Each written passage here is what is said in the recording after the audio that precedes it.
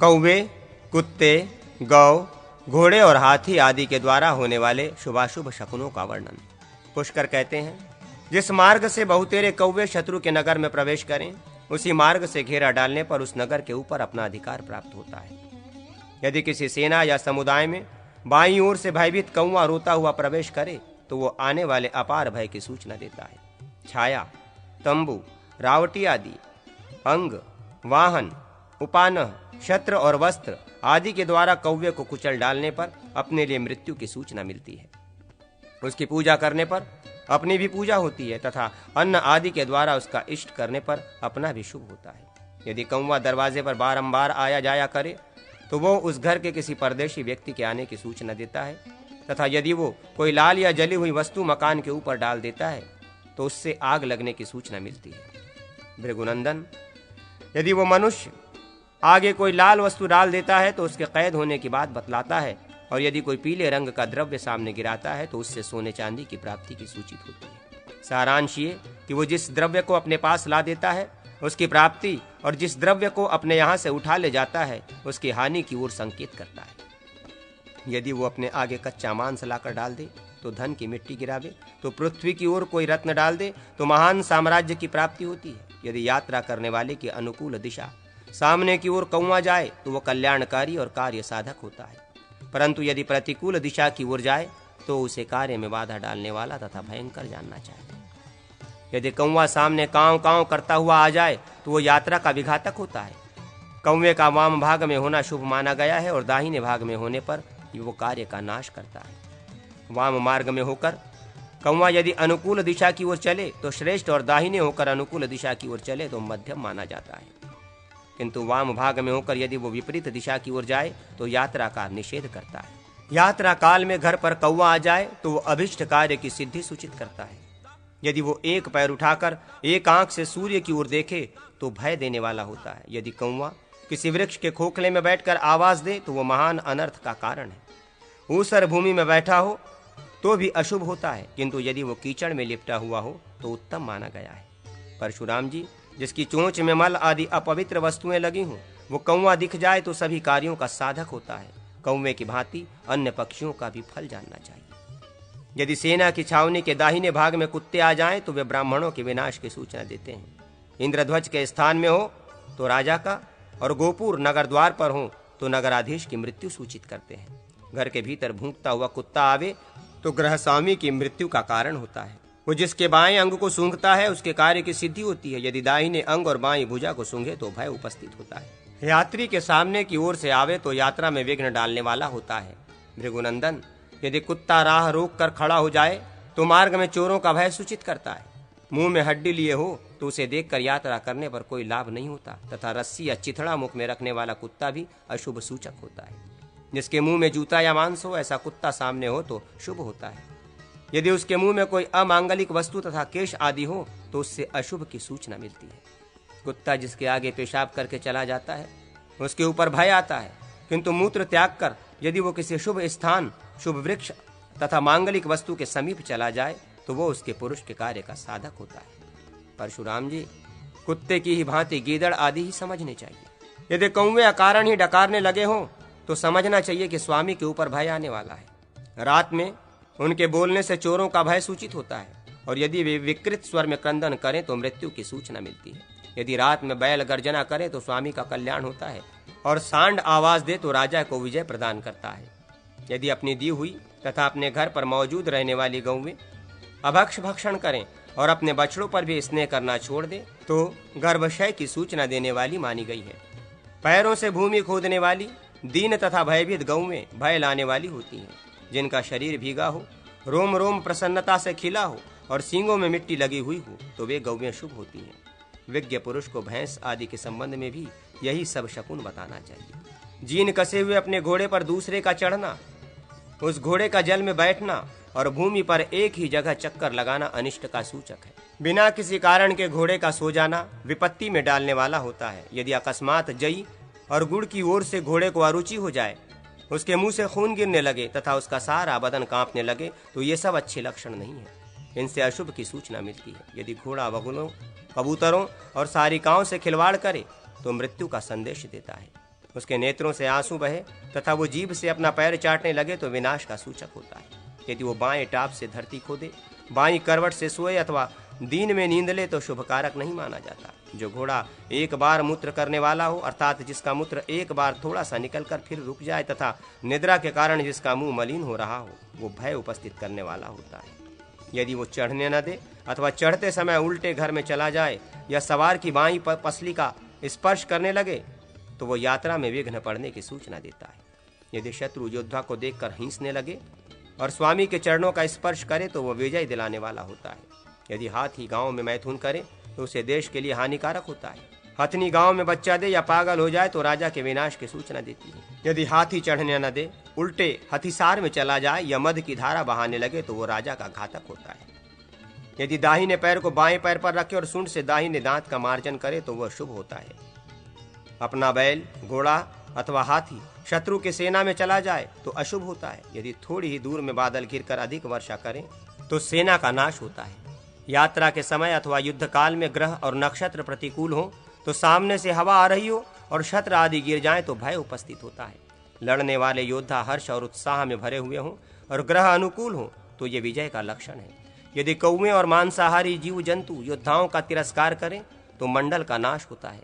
पूर्व, पश्चिम और ईशान दिशा प्रसन्न तथा शांत हो तो प्रिय और शुभ फल की प्राप्ति कराने वाली होती है। यात्रा के मुहूर्त और द्वादश राजमंडल का विचार। पुष्कर कहते हैं, अब मैं राजधर्म का आश्रय लेकर सबकी यात्रा के विषय में बताऊंगा।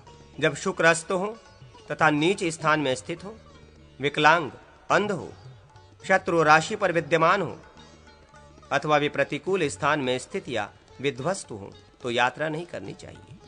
बुध प्रतिकूल स्थान में स्थित हो तथा दिशा का स्वामी ग्रह भी प्रतिकूल हो तो यात्रा नहीं करनी चाहिए। ब्रैधृति, व्यतिपात, नाग, शकुनी, चतुष्पाद तथा किंहस्तुग्न योग में भी यात्रा का परित्याग करना चाहिए। विपत्ति, मृत्यु, प्रत्यरि और जन्म, इन ताराओं में, गंड योग में तथा रिक्ता तिथि में भी यात्रा न करें। उत्तर और पूर्व, इन दोनों दिशाओं की एकता कही गई है। इसी तरह पश्चिम और दक्षिण, इन दोनों दिशाओं की भी एकता मानी गई है। वायव्य कोण से लेकर अग्निकोण तक जो परधिदंड है उसका उल्लंघन करके यात्रा नहीं करनी चाहिए। रवि, सोम और शनैश्वर ये दिन यात्रा के लिए अच्छे नहीं माने गए। कृतिका से लेकर 7 नक्षत्र समूह पूर्व दिशा में रहते हैं। मघा आदि 7 नक्षत्र दक्षिण दिशा में रहते हैं।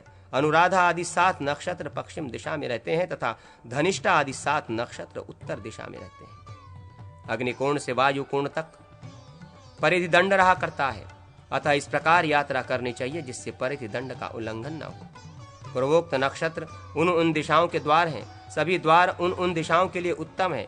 अब मैं तुम्हें छाया का मान बतलाता हूँ। रविवार को 20, सोमवार को 16, मंगलवार को 15, बुध को 14, बृहस्पति को 13, शुक्र को 12 तथा शनिवार को 11 अंगुल छायामान कहा गया है, जो सभी कर्मों के लिए विहित है। जन्म लग्न में तथा सामने इंद्रधनुष उदित हुआ हो तो मनुष्य यात्रा न करे। शुभ शकुन आदि होने पर श्री हरि का स्मरण करते हुए विजय यात्रा करनी चाहिए। परशुराम जी, अब मैं आपसे मंडल का विचार बतलाऊंगा। राजा की सब प्रकार से रक्षा करनी चाहिए। राजा, मंत्री, दुर्ग, कोष, दंड, मित्र और जनपद, ये राज्य के 7 अंग बतलाए जाते हैं। इन 7 अंगों से युक्त राज्य में विघ्न डालने वाले पुरुषों का विनाश करना चाहिए। राजा को उचित है कि अपने सभी मंडलों में वृद्धि करे। अपना मंडल ही यहाँ सबसे पहला मंडल है। सामंत नरेशों को ही उस मंडल का शत्रु जानना चाहिए। विजिगीषु, राजा के सामने सीमावर्ती सामंत उसका शत्रु है। उस शत्रु राज्य से जिसकी सीमा लगी है वो शत्रु का शत्रु होने से विजिगीषु का मित्र है। इस प्रकार शत्रु, मित्र, अरिमित्र, मित्र मित्र तथा अरिमित्र मित्र, ये 5 मंडल के आगे रहने वाले हैं। इनका वर्णन किया गया है। अब पीछे रहने वालों को बताता हूँ, सुनिए। पीछे रहने वालों में पहला पराशनि ग्राह है और उसके पीछे रहने वाला आक्रंद कहलाता है। तदनंतर इन दोनों के पीछे रहने वाले आसार होते हैं, जिन्हें क्रमशः प्राशनिग्राहासार और आक्रंदासार कहते हैं। नरश्रेष्ठ, विजय की इच्छा रखने वाले राजा शत्रु के आक्रमण से युक्त हो अथवा उससे मुक्त, उसकी विजय के संबंध में कुछ निश्चय पूर्वक नहीं कहा जा सकता। विजिगीषु तथा शत्रु दोनों के असंगठित होने पर उनका निग्रह और अनुग्रह करने में समर्थ तटस्थ राजा मध्यस्थ कहलाता है। जो बलवान नरेश इन तीनों के निग्रह और अनुग्रह में समर्थ हो उसे उदासीन कहते हैं। कोई भी किसी का शत्रु या मित्र नहीं है, सभी कारणवश ही एक दूसरे के शत्रु और मित्र होते हैं। इस प्रकार मैंने आपसे ये 12 राजाओं के मंडल का वर्णन किया है। शत्रुओं के 3 भेद जानने चाहिए, कुल्य, अनंतर और कृत्रिम। इनमें पूर्व शत्रु भारी होता है, अर्थात कृत्रिम की अपेक्षा अनंतर और उसकी अपेक्षा कुल्य शत्रु बड़ा माना गया है, उसको दबाना बहुत कठिन होता है। अनंतर सीमा प्रांतवर्ती शत्रु भी मेरी समझ में कृत्रिम ही है। पार्श्व निग्राह राजा शत्रु का मित्र होता है, तथापि प्रयत्न से वो शत्रु का शत्रु भी हो सकता है। इसलिए नाना प्रकार के उपायों द्वारा अपने पार्श्व निग्राह को शांत रखें, उसे अपने वश में किए रहें। प्राचीन नीतिज्ञ पुरुष मित्र के द्वारा शत्रु को नष्ट करा डालने की प्रशंसा करते हैं। सामंत सीमा निवासी होने के कारण मित्र भी आगे चलकर शत्रु हो जाता है। अतः विजय चाहने वाले राजा को उचित है कि यदि अपने में शक्ति हो तो स्वयं ही शत्रु का विनाश करे, मित्र की सहायता न ले, क्योंकि मित्र का प्रताप बढ़ जाने पर उससे भी भय प्राप्त होता है और प्रतापहीन शत्रु से भी भय नहीं होता। विजिगीषु राजा को धर्म विजयी होना चाहिए तथा वो लोगों को इस प्रकार अपने वश में करे जिससे किसी को उद्वेग न हो और सबका उस पर विश्वास बना रहे। दंड, उपेक्षा, माया और साम आदि नीतियों का उपयोग। पुष्कर कहते हैं, परशुराम जी, साम, भेद, दान और दंड की चर्चा हो चुकी है और अपने राज्य में दंड का प्रयोग कैसे करना चाहिए ये बात भी बतलाई जा चुकी है। अब शत्रु के देश में इन चारों उपायों के उपयोग का प्रकार बतला रहा हूं। गुप्त और प्रकाश, ये 2 प्रकार का दंड कहा गया है। लूटना, गांव को गर्द में मिला देना, खेती नष्ट कर डालना और आग लगा देना, ये प्रकाश दंड है। जहर देना, चुपके से आग लगाना, नाना प्रकार के मनुष्यों के द्वारा किसी का वध करा देना, सत्पुरुषों पर दोष लगाना और पानी को दूषित करना, ये गुप्त दंड है। भृगुनंदन, ये दंड का प्रयोग बताया गया। अब उपेक्षा की बात सुनिए। जब राजा ऐसा समझे कि युद्ध में मेरा किसी के साथ वैर विरोध नहीं है, व्यर्थ का लगाव अनर्थ का ही कारण होगा, संधि का परिणाम भी ऐसी ही अनर्थकारी होने वाला है। साम का प्रयोग यहाँ किया गया किंतु लाभ न हुआ। दान से, नीति से भी केवल धन का क्षय ही होगा तथा भेद और दंड के संबंध से भी कोई लाभ नहीं है। उस दशा में उपेक्षा का आश्रय ले, अर्थात संधि विग्रह से अलग हो जाए। जब ऐसा जान पड़े कि अमुक व्यक्ति शत्रु हो जाने पर भी मेरी कोई हानि नहीं कर सकता तथा मैं भी इस समय उसका कुछ नहीं बिगाड़ सकता, उस समय उपेक्षा कर जाए। उस अवस्था में राजा को उचित है कि वो अपने शत्रु को अवज्ञा, उपेक्षा से उपहत करे। अब मायामय कपटपूर्ण उपायों का वर्णन करूंगा। राजा झूठे उत्पातों का प्रदर्शन करके शत्रु को उद्वेग में डाले। शत्रु की छावनी में रहने वाले स्थूल पक्षी को पकड़कर उसकी पूंछ में जलता हुआ लूक बांध दे। वो लूक बहुत बड़ा होना चाहिए। उसे बांधकर पक्षी को उड़ा दे और इस प्रकार ये दिखावे कि शत्रु की छावनी पर उल्कापात हो रहा है। इसी प्रकार और भी बहुत से उत्पात दिखाने चाहिए। भांति भांति की माया प्रकट करने वाले मदारियों को भेजकर उनके द्वारा शत्रुओं को उद्विग्न करे। ज्योतिषी और तपस्वी जाकर शत्रु से कहे कि तुम्हारे नाश का योग आया हुआ है। इस तरह पृथ्वी पर विजय पाने की इच्छा रखने वाले राजा को उचित है कि अनेकों उपाय से शत्रु को भयभीत करे।